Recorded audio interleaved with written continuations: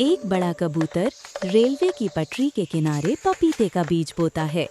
रोज वो मोहब्बत से पानी डालता है और देखता है कि पौधा आहिस्ता आहिस्ता बढ़ रहा है। वक्त गुजरता है, पौधा एक खूबसूरत दरख्त बन जाता है।